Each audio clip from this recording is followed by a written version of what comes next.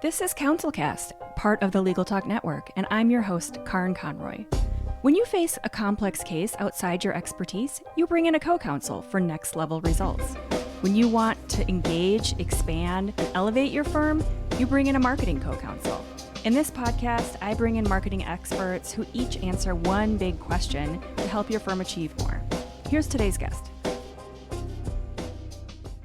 I'm Thiago, the founder and CEO of Dear Designer, a subscription-based design service like Netflix for designs. And we help anyone in need of design work by providing them with a dedicated design team to do all their design work for a flat monthly fee. Thiago, thank you for being here. This is my favorite thing to talk about is design and how it works and why it's important and, all the good stuff design. We were talking before we started recording that I can talk about all things marketing, but this is my favorite. So the topic and the title for the show, just to get this out of the way, is how to design marketing materials that speak to your client. So let's start first with, if I had shortened that title to just like how to design marketing materials, I think, like in every industry, everyone thinks they can do it themselves right now, especially with Canva. So let's talk about why DIY design it's not a great idea, but it also doesn't really work. Yeah, I totally get the temptation just to use Canva or, I don't know, another design tool and do it yourself. For your design needs, for anything that you might need. It seems so easy, right? To just log in and create something yourself. It seems like, oh, if I have to pay someone or it's going to take long or it's going to be expensive. But here's the thing. While Canva is a great tool for simple projects, I think it has some real limitations if you really want to get professional design work done. You can still get a few things good there, but Canva is not really a proper design tool to create. It's like a collaboration tool. You can actually get bits and pieces from different places and create something, but I don't think it would be the best thing for professional design work, right? Yeah, I feel like it is a great place, and I don't want to spend a whole lot of time like an advertisement for Canva, but I feel like it does have a purpose once you've done the professional design. Once you've got your professional brand and design and you've gone through the right channels and strategy and done all of the work to create a really clean, perfect design, then maybe you can throw it into Canva if you need to share stuff with your team and take it from that point. But to start from scratch, let's say you're opening a brand new law firm and you need to start from scratch. You need a logo, you need social media, you need a website. And to start from scratch there, it's very problematic. And I'm sure you have too. I've had people ask me these same questions, and my answer is always that I turn it back when I'm talking to attorneys and I say, well, what do you say when your clients ask you if they shouldn't just use LegalZoom and do their divorce themselves or do whatever their legal issue is on their own? And, in every industry, there's some version of a DIY option, right? Yes. And usually it's basic and not going to have a long-term kind of success. Yeah, so here's the deal. If you're actually getting a design team or someone to create something from scratch from you is great, and then you can use Canva to maybe multiply the work or do the legwork for different other formats. That's the perfect use for Canva. But imagine you're just starting and you shoot up Canva and you get loads and hundreds of different templates. The problem is some of them might seem a little bit generic or outdated. But you also don't want your logo to look just like your competitor, right? And that's exactly what is going to happen if you use Canva from scratch. You're going to choose a nice logo. You're not going to be able to create anything there. You're going to be able to choose stuff from what's already there, and then you got yourself a logo that someone else might be using. And I'm guessing for lawyers, that's going to be a massive problem. So you don't want that. At the end of the day, what is the point of all of this marketing? The whole point is to differentiate you.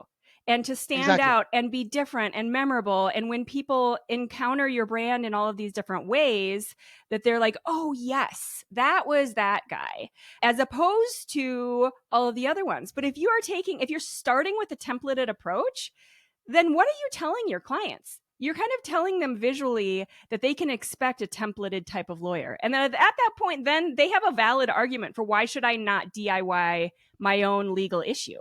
So you're kind of starting from that place, giving them the wrong first impression from the very first couple seconds that they're encountering your Exactly. brand. Exactly what you said. The bottom line is really that professional designers can they have the skills and expertise to take your business, your lawyer firm, and your company presence to the next level, right? Their Yes. work makes your brand look credible, trustworthy, and put together.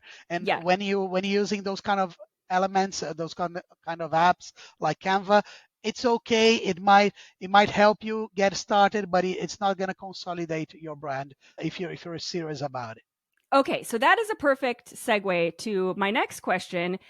Is I've recently seen a lot of people who are people who kind of ended up in marketing, but they started in a different career, and they're realizing that it doesn't look good. What they're doing just is not kind of turning out well, and they can't quite figure out how to do that. And so they're trying to sort of reverse engineer a design career. And I see this a lot. I have an MBA, and I see this a lot all over the place where people are like, and you get an MBA, you don't need to go back for 3 years, get your MBA over the weekend, read these 3 books. And, the same questions are being asked about being how to design well. Like, is there a quick thing I can read on a blog post somewhere that will make design look good? So my question is, what is the difference? And let's say you're hiring a design team and you realize, okay, I need to take it to the next level. But what's the difference between like that DIY option and the answer that you're going to get with that design team? What's the difference? I think it's probably in the process, but what's the difference? I guess with anything else, you cannot learn anything in just like 5 minutes, right? And nowadays everything runs so fast. Life is everything is super fast. Like we just got ChatGPT in, and Yeah. everyone knows all the answers just by typing a prompt. It's crazy how fast life has been and all the processes and everything else. And I guess that especially with creative roles, it's kind of a little bit harder to replicate it because Yeah. you cannot just become a designer in 10 lessons. You Right. cannot just buy a course and, oh, okay, this course runs through 2 weeks and I'm going to become a designer, a perfect designer. Microsoft is going to hire me as their lead design team. It's not going Right. to happen. It's not going to No. happen, right? Right. So you obviously when you're starting a career, what I would recommend is focus on what you want to do. And obviously design, marketing, they are very broad Yeah. subject. So you have to kind of niche down and figure out what you want to learn, where you want to land on, and then go through the whole process. Yeah. Go through the whole process. Obviously, you can take some shortcuts to learn faster. You can use tools such as ChatGPT to kind of get you there faster. But you have to learn go through the whole process to learn and get where you want to go. The thing is, what I completely believe on is the experience, right? The more you Yes. try, the more you do, the more you fail, you The learn more from you fail. you Yes. learn from your failing experiences, and you learn Yep. from other people's experiences as well, which is even better if you Yeah. know people that have gone through that path. I think it's the Yes. brilliant way of doing it. And I think the biggest thing that I've been learning recently is get a mentor, someone that Yes. has already gone through that path, someone that has already bumped their way through life, and Yeah. they did get to where you want to go. Get a mentor and Yeah. learn from their successes, their mistakes, and they will help you achieve results better. I think that's one of the biggest learnings that I'm getting, and lots of people they don't, because of the mentors and the people selling courses, and that sometimes there's too much noise out there. We end up not trusting what's real, what's not, what is gonna really get me there. I Yeah. think finding a real mentor, someone that you look up to, is a big deal right now. 100%. I want to dig into this idea of learning from failure, though, because I really feel like this is a core element of design where a lot of times I'll have a client who hasn't really gone through the design process before. It's similar to, once again, I'm going to keep coming back to law firms, and your clients have often not had to hire a lawyer before. There's usually a handful of times over the course of your life when you may need one, and if that. And so the process is unfamiliar and unusual. And so we send the first draft, and they kind of freak out sometimes. And they're like, I'm looking at your completed work in your Yeah. portfolio, and this isn't the same. And it's like, yes, you're right. It's not, because none of those projects or websites or whatever you're looking at launched after the first draft. Never. Yeah. That has No. never, ever happened. And so it's crucial in the process to go through iterations and to fail over and over. And I don't Absolutely. even like the word failure necessarily, but there's nothing else I can think of that's quite right. But what we learn over those iterations is what gets us to that end result that works really Absolutely. well. And so you just can't expect that first draft to read your mind on all levels. It's just never, there's too much going on in design between the visuals and the graphics and the fonts and Exactly. all Yeah. the different pieces for it to be 100% on draft one. So let's talk a little bit more. Can you talk a little bit more about that, or give a story, or kind of, give some background on how to be comfortable with that idea of the iterations, and if you have a different word besides failure, I guess. Well, the word we usually use is revisions. Yes. Okay, that's better. Yeah, because in our service we offer unlimited revisions, Yeah. and that's a bit weird, right? Because being a designer, designers have big egos. Yeah. I am a designer. I've been a designer for over 20 years, and I have a big ego as much as the next designer. And Yeah. we love what we do, and we're proud of it. So much Yes. so that when I started and I had to hire my first dear designer, someone that would help me deliver the designs to our clients, every design that they would deliver to me, I would go and check and change something, just And make a comment. Yeah. revision before commenting on it, Yeah. before sending it to the client, because Yeah. obviously I wanted to leave my impression. It Yeah. was never good enough. Yeah. To the point that one day, obviously, with two, three designers, I couldn't just control everything. It would be impossible to revise every design. And one of the designs slipped me and Yeah. went to a client without me revising. And I was like, I cannot believe you sent that. That's so crazy. This Yeah. is not going to look well. The client's going to think that we are amateurs. And then Yeah. the client came back with the feedback, I love you. This is perfect. That was the slap in my face to Yeah. say, hey, dude, stop being a control freak. Yeah. Kill your ego. It's not about what you like, what you don't like. Right. Revisions are important, and they should come from the clients. So that's why we end up offering unlimited revisions, because we believe that it doesn't matter what I like, what I don't like. Revisions are an important part of the process, and I don't believe that we get to a point that, oh, this is perfect. All our processes, all our designs, I do believe that there's always room for improvement. There's Sure. always, not only with designs, right? With anything in life, our processes, our SOPs, everything is a living document that Yes. requires constant revision, constant Yeah. adapting, constant updates. One day you have to type everything. The other day you type a prompt and the whole thing, it Yep. gets written for you, and then you just have to translate it, create more revisions, and translate it into your tone of voice, or translate it into the way that better resonates with your client and with your Yeah. brand, right? So, okay. So I also have probably been doing it about the same amount of time, and have this, like I was saying earlier, like my heart is in the design of it, Yeah. and also have a huge ego. But, and I've been working solely with attorneys for the majority of my career. So there are times, though, when I've been doing this and I've done more websites than the client has. And I Yeah. know that what they're asking is a mistake.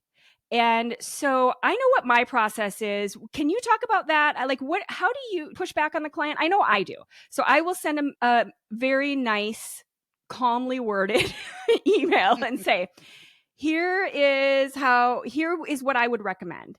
I don't think that what you're asking supports X, Y, or Z and whatever. But what do you do in those cases?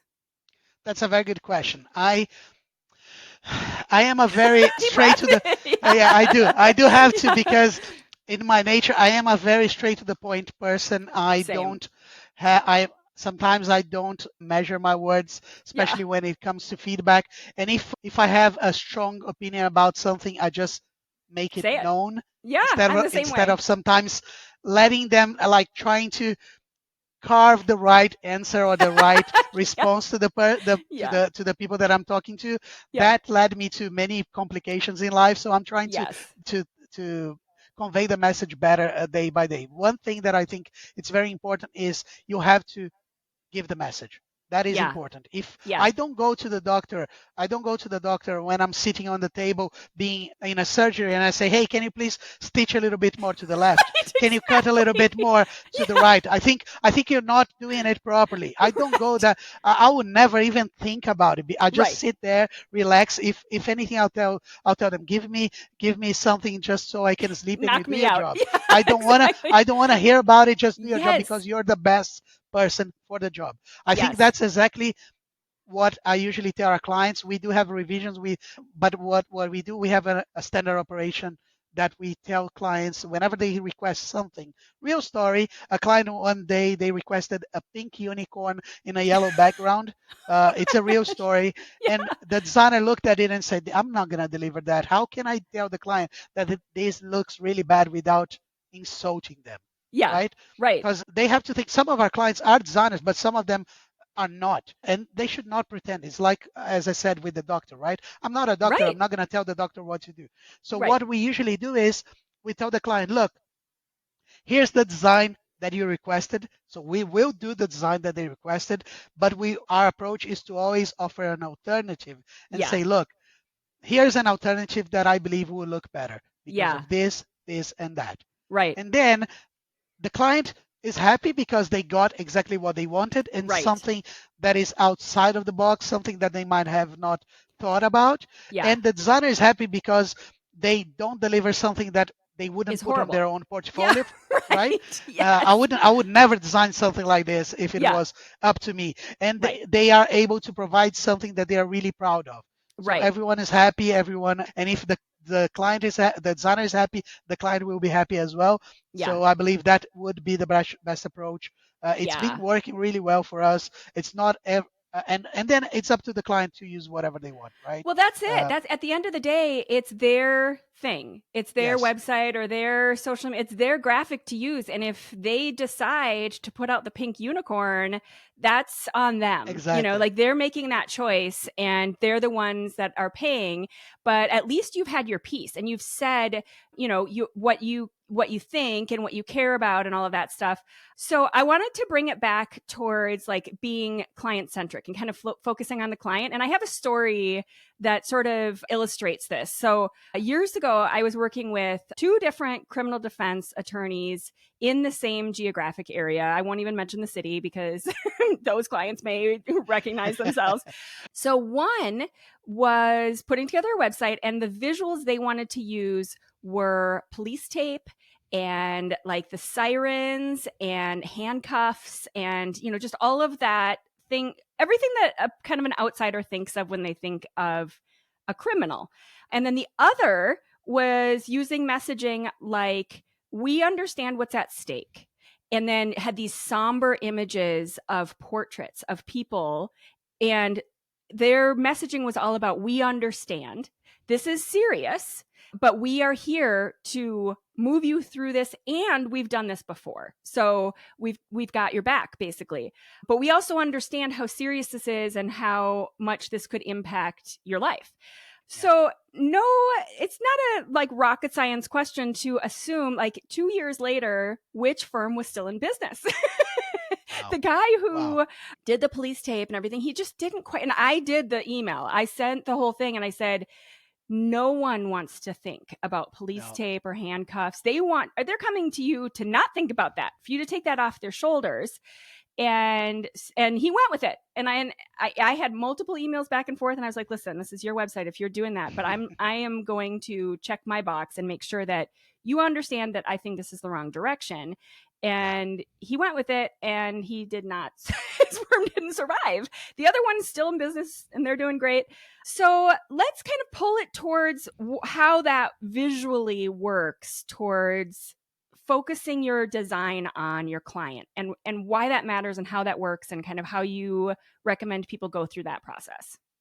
Sure. You know, when they say the client is always right, no, Yeah. they're not. Most times No. they're not. Yeah. And well, but they are paying the bills. So Right. that's why we always give them what they want, and we give them an alternative as well. Yeah. But I believe that nowadays it's more important than ever to put the client at the center of everything that you do, Yeah. because the client-centric approach focuses on understanding your client's needs, pains, and desires, so you can provide those tailored solutions that really delight them, right? So I really Exactly. believe that it's the best approach. It is to build loyalty that leads to this word of mouth referrals and ultimately drives business growth. And Yeah. visually is no different, right? Is Right. pretty much the same way you do with content, with visuals. And visually the visual is very important. Many people are what they focus first is the visual, is the online presence, how they look like. There it's very important that because we focus a lot on making small look big. And when we Yeah. say that is because you might have a great product, you might have an amazing service, but sometimes your online presence, your visuals, your look and feel, they don't match. So imagine a visitor of your website. You have an excellent service. You're the best lawyer in the world, but when people visit your website, it looks very amateur. It Yeah. doesn't people don't trust it, right? It, Yes. it's hard to relate, and then you end up not getting that client just because of the look and feel of it. Yeah. So I believe that's why it's important to focus on a client-centric design approach, Yeah. because the key is actually to constantly gather insights into who your clients are and what motivates them. I believe that's the key for this kind of approach. So, okay, so you mentioned trust a minute ago. I want Yes. to spend another minute on that, because for lawyers, that's everything. Like, your Yeah. client has to be these are, whatever the topic is, whatever your practice area, you have to be trustworthy. And if you at all are shaky on that, they're instantly going to go away. Like, they need to be able to trust Yes. you with this really important thing, whatever it is, their business, their criminal defense, their estate, whatever the thing is. So, can you talk a little bit about either what sort of erodes trust? Like, I think the whole idea of the Canva and the templates, we talked a little bit about that, or how to visually convey a message that would support trust.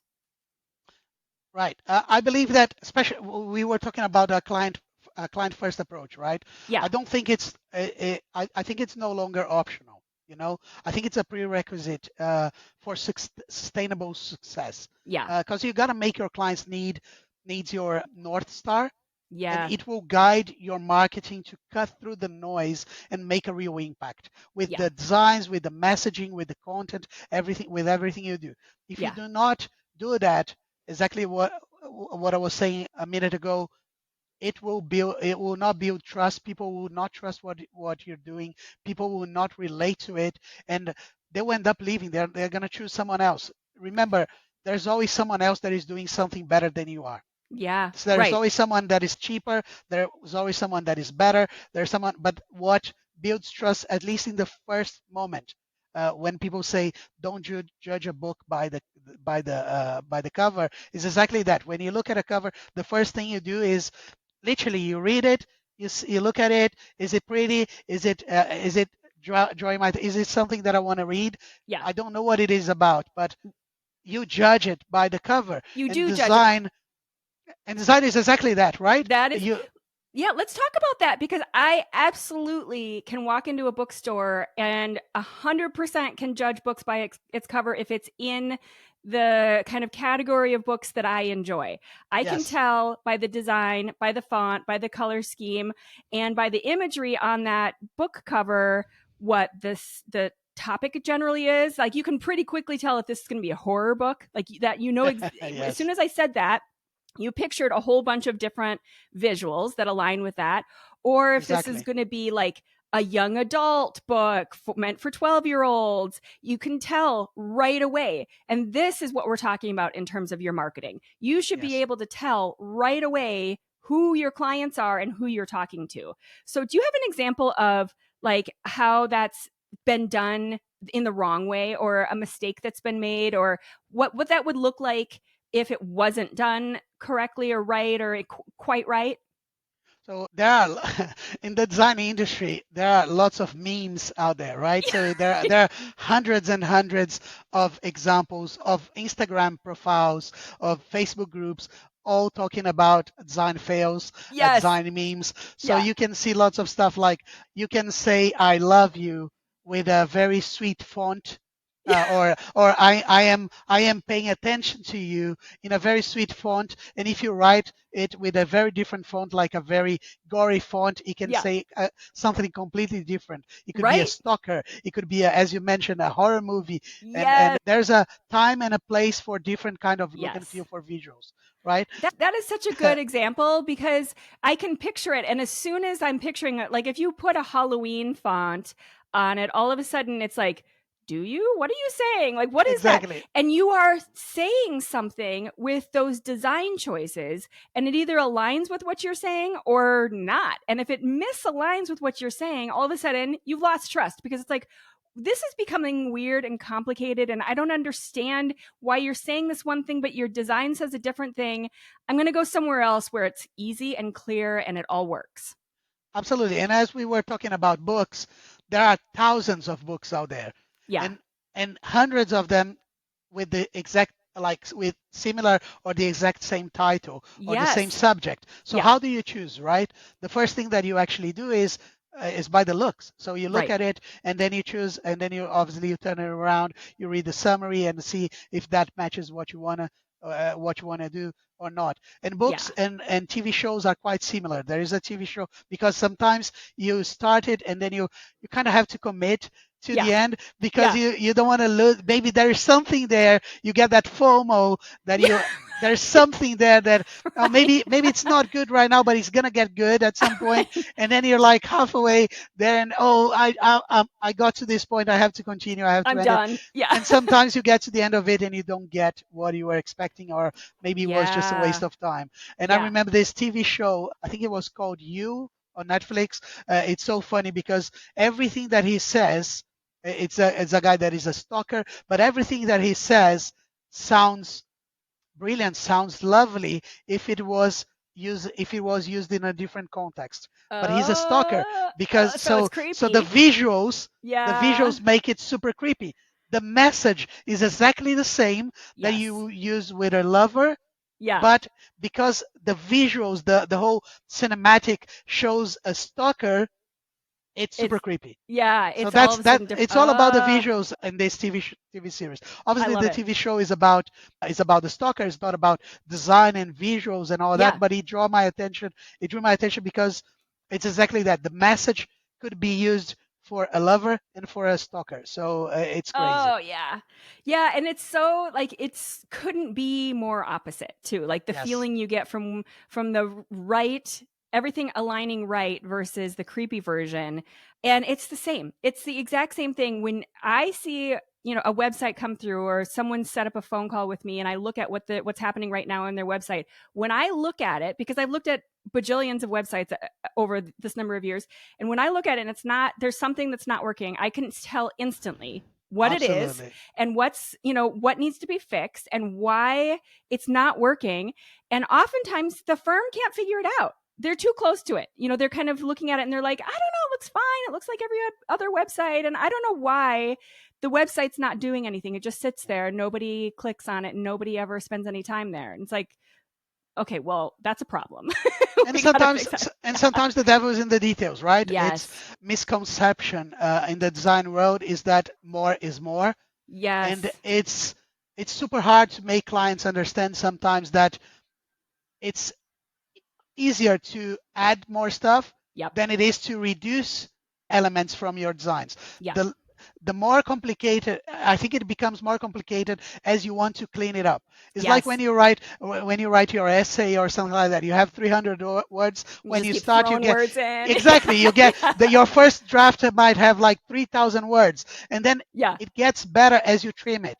You start removing the Yes. fat. You start removing the no important stuff, and Yeah. then you get to the point. The masterpiece is when you actually got rid of all the noise, and then Yep. you only get the important message. And with design is exactly the same. It's not all the best bells and whistles. Nope. Design, I don't believe design is the end. Design is actually the packaging to deliver your message. And if Yes. the design could be really simple, and it would deliver more value than it was if it was just like lots of firework and neon and all this Yeah. kind of stuff going on a web page or on a flyer, even a business card. Yep. That doesn't pack too much punch. I think design is exactly like that. The more you cut the fat, you package your content, your messaging. I think that's the best way of to go. Well, and I will say when we have positioning that aligns with what you're describing, when we have a firm that is very high end and their clients are very, high net worth people and they're appealing to a very high end clientele, that is the most difficult design Yes, it is. because on top of it being high end, they're lawyers. So they want to pack in the words and they Yes. want to like add the more things. And I'm afraid we're not saying X, Y, or Z. And it's like, listen, if you look at high end, so this is usually the journey we take them on is we'll look at, okay, where are your clients shopping? Are they shopping at Rolex and Chanel and, high end brands? Let's Exactly. look at what these brands are doing. I guarantee you their homepage and their content pages are sleek and super minimal. There's Minimal. almost Yeah. no words and there's tons of space. There's tons of space because that's luxury along all lines. When you look at Yes. hotels, the more space you have, the more money you're spending. When you look at anything, you're on an airplane, the more space you have, the more money you're spending. Absolutely. So Yes. when you pack in those words, you are looking basic and economy and low grade. So Exactly. you're not kind of covering yourself. You're diminishing and decreasing your brand value. It looks just like garbage. It doesn't look good, but it's tricky and it's painful for a lot of lawyers to go through that process of stripping it out and making it very sleek and elegant. But in the end, that's what works for that kind of clientele, if that's who your clientele are. Topic, right? Because Yeah. it's not only about the high end. Obviously, the high end is straightforward. You go to the website, you see straight away that less is more. Yeah. And they are focusing on the product, they're focusing on the imagery of what they're selling, and Yeah. that's it. That should talk to you. That should be the message, and Yep. not all the bells and whistles as we were mentioning earlier. And not Right. only that, but you can see it clearly in the wannabes. Yes. Apple, Yes. for instance, is not a super high end product, but Right. as you can see, look at their website. It's just the product. Yep. It's like a white canvas with just a phone and Yep. just like one word or a two-word sentence. That's it. And Yeah. but I go even further. Not only the design, but look at the evolution of those brands. They start like years and years ago, decades ago, with a logo or with with visual elements that were very complicated, very Yeah. convoluted, and now it's just an apple.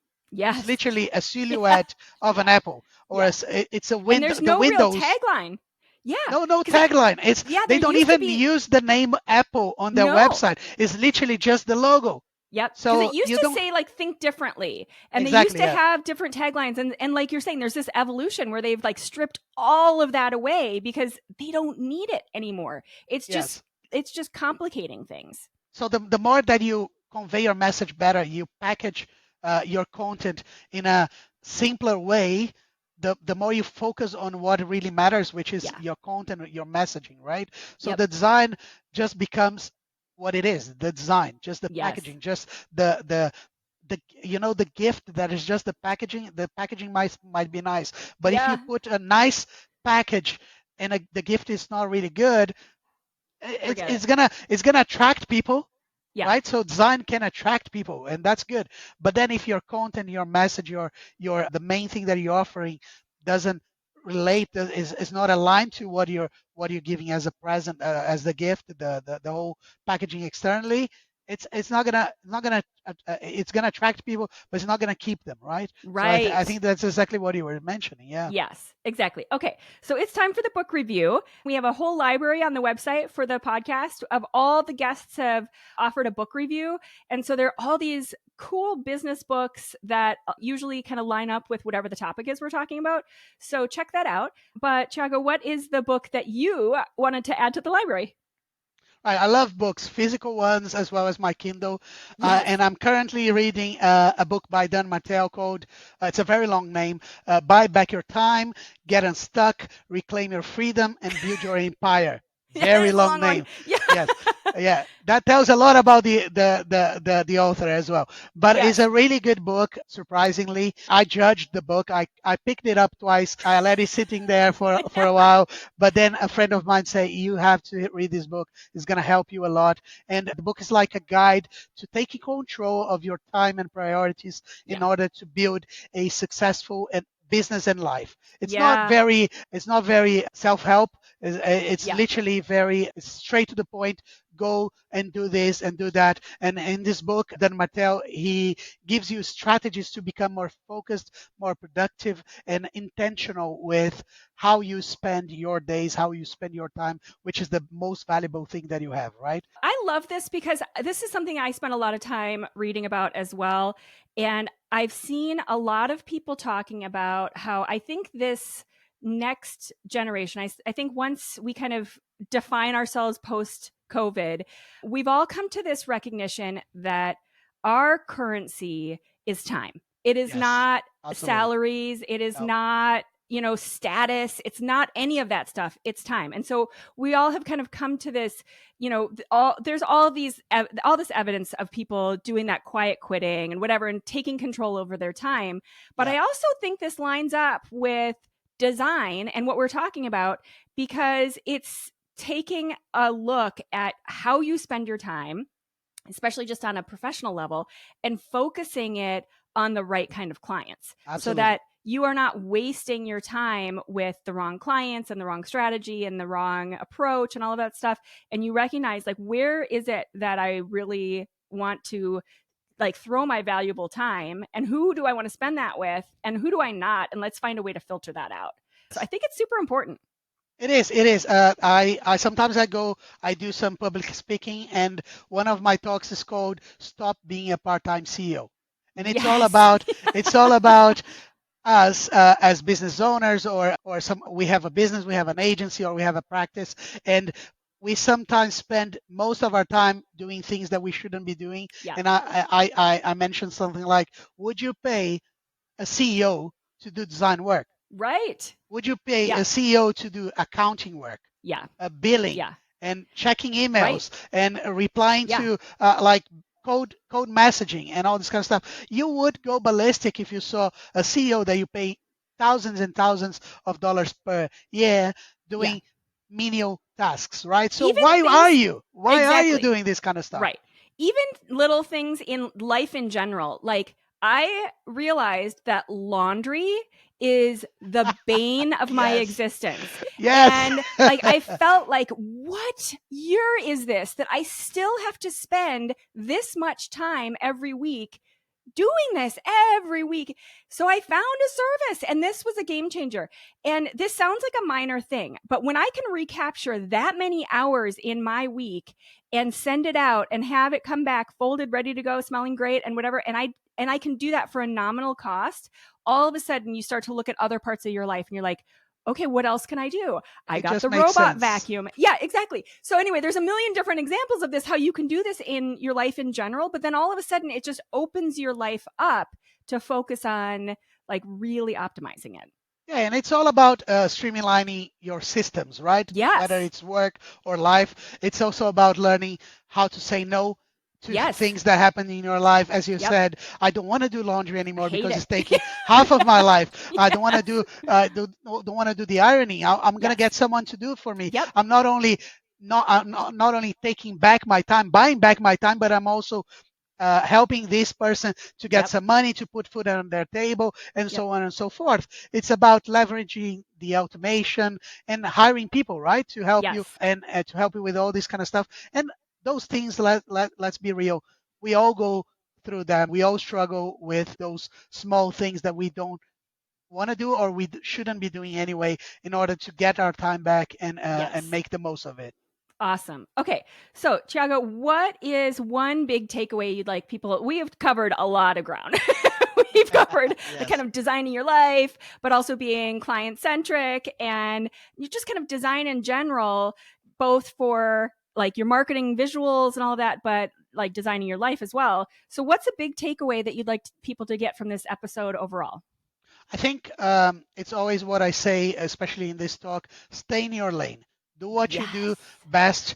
Focus on what you do best. What is one thing that nobody can do in your business, in your life, with your family, and focus on that. And try to say no to everything else. I know it's hard. I know it's not something that comes easily to us. It's an exercise. It's like a muscle, right? You have to Yeah. exercise it, and the more you exercise, the more you're going to take back the control of your life, and the less you're going to do all those menial things that you shouldn't be doing yourself. I think that's the best thing, and Yes. that ties into the design, ties into user centric approach, ties in with everything else, because Yep. obviously when you focus on what you do best, when you focus on what not only what you do best, but what makes your heart sing. So, because Yes. sometimes you do lots of stuff just because of the money or just because you have to do it. You don't. You No. at some point you realize that when you're doing something that you enjoy doing and you do it really well and you're successful at it, just try and focus on it, and Yes. all the rest you can find systems, you can delegate, you can automate, you can outsource. That I think that's the main takeaway that I would give to everyone that is listening.